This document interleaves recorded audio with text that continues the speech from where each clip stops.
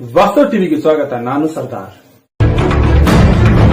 ಹೋರಾಟಗಳನ್ನು ಮಾಡ್ತಾ ಬಂದಿದ್ದು ಇವತ್ತು ಕನ್ನಡಿಗರಿಗೆ ಕರ್ನಾಟಕದಲ್ಲೇ ನಿಲ್ಲೇ ಇರ್ತಕ್ಕಂಥದ್ದು ಕುಡಿತಕ್ಕಂಥ ನೀರನ್ನ ನಿರಾಳವಾಗಿ ಕುಡಿದೇನೆ ನಾವು ಬೆಳೆದ ಅನ್ನವನ್ನು ನಿರಾಳವಾಗಿ ಎಲ್ಲಿದೆ ಇರ್ತಕ್ಕಂಥ ಒಂದು ದುಸ್ಥಿತಿಯನ್ನ ನಾವು ಕನ್ನಡಿಗರಾಗಿರ್ತಕ್ಕಂಥ ಮೊದಲ ಬಾರಿಗೆ ಎದುರಿಸ್ತಾ ಇದ್ದೀವಿ. ಅಲ್ಲಿಂದ ಹೊಡೆಯರಿಗಳು ಸರ್ಕಾರಗಳು ಈ ನಗರಗಳಿಗೆ ಎಷ್ಟೇ ಅಪ್ಪೊತ್ತಾಯ ಮಾಡಿದ್ರು ಕೂಡ ಜಿಲ್ಲೆಗಳಿಂದ ಅರಮನಗರಿ ಮೈಸೂರಲ್ಲಿ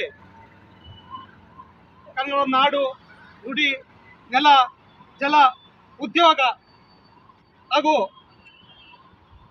ಮೂಲಭೂತ ಸೌಕರ್ಯಗಳು, ಕನ್ನಡ ಸಿಗುವಂಥ ಸೌಕರ್ಯಗಳು ವಿರುದ್ಧವಾಗಿ ಮತ್ತೆ ಅತಿ ಹೆಚ್ಚು ವಲಸಿಗರು ನಮ್ಮ ರಾಜ್ಯಕ್ಕೆ ಏನು ಲಗ್ಗೆ ಇಡ್ತಾ ಇದ್ದಾರೆ ಅದನ್ನ ಖಂಡಿಸಿ ಕದಂಬ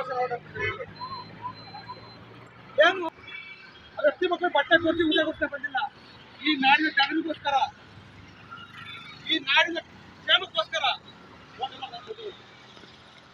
ಏನಿವತ್ತು ನಮ್ಮ ರಾಜ್ಯದಲ್ಲಿ ಕನ್ನಡವನ್ನು ಉಳಿಸಲಿಕ್ಕೆ ಬೆಳೆಸಲಿಕ್ಕೆ ಯಾರು ಮಾಡೋಕ್ಕಾಗಲ್ಲ. ಹಾಗಾಗಿ ಈ ರಾಜ್ಯವನ್ನು ಆಡುವ ಸರ್ಕಾರಗಳು ಮುಂದೆ ಮಾತ್ರ ಸಾಧ್ಯ. ಪಕ್ಕ ರಾಜ್ಯಗಳಾದ ತಮಿಳುನಾಡು, ಕೇರಳ, ಆಂಧ್ರಪ್ರದೇಶ ಎಲ್ಲರೂ ಕೂಡ ತಾಯಿ ಭಾಷೆನ ಉಳಿಸ್ತಾರೆ. ಸರ್ಕಾರಿ ಕಚೇರಿಗಳಲ್ಲಿ ಕಡ್ಡಾಯವಾಗಿ ಅವರ ಭಾಷೆಗಳನ್ನು ಬಿಡ್ತಾರೆ. ಎಲ್ಲರೂ ಕೂಡ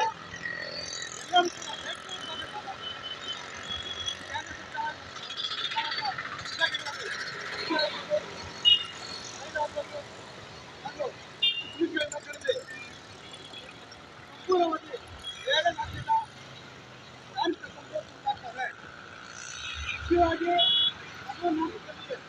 ಕನ್ನಡಿಗರಿಗೆ ಉದ್ಯೋಗವನ್ನು ನೀಡುತ್ತಾರೆ. ಇದು ಒಂದು ಹುನ್ನಾರ. ಇದು ಒಂದಿನ ಯಾವ ರೀತಿ ಆಯ್ತಂದ್ರೆ ಕಾರ್ಮಿಕರು, ಕಪ್ಪೆಯವರು ಮತ್ತೆ ಇದೇ ರೀತಿ ಇನ್ನೊಬ್ಬ ನಮ್ಮ ರಾಜ್ಯದಲ್ಲಿ ನಮಗೆ ಕರ್ತವ್ಯ ಬರ್ತದೆ. ಇನ್ನೊಂದು ದಿನ ನಾಳೆ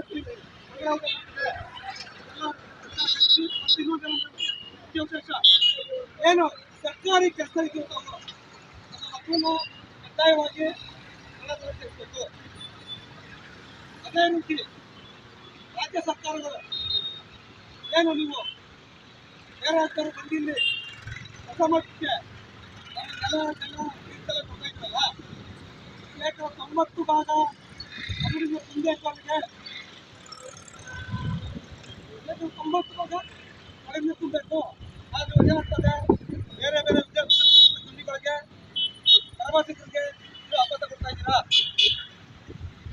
ಜೊತೆಗೆ ಶಾಲೆಗಳಾಗಲಿ ಮತ್ತು ಕಿಸಾನ್ಗಳಾಗಲಿ ಮೊದಲಿಗಿತ್ತು ಸರ್ಕಾರಿ ಶಾಲೆಗಳಿಗೆ ವಿನಾಯಿತಿ ಇತ್ತು. ಸರ್ಕಾರಿ ಶಾಲೆಗಳು ಹೋಗ್ತಕ್ಕಂಥ ಮಕ್ಕಳುಗಳಿಗೆ ಮತ್ತೆ ನೀವು ಕಟ್ಕೊಳ್ಬೇಕಾದ್ರು ಎಲ್ಲ ಉದ್ಯೋಗದಲ್ಲಿ ಜಾರಿಕೊಟ್ಟಿತ್ತು. ಉದ್ಯೋಗ IT BTಗಳಲ್ಲಿ ಕನ್ನಡಿಗರಿಗೆ ಪ್ರಾಮುಖ್ಯತೆ ಕೊಡಬೇಕು, ಮೊದಲನೇ ಪ್ರಾಮುಖ್ಯತೆ ಕೊಡಬೇಕು ಅಂತೇಳಿ ಹೋರಾಟ ಮಾಡಿದ್ದಾರೆ. ಹೋರಾಟದಲ್ಲಿ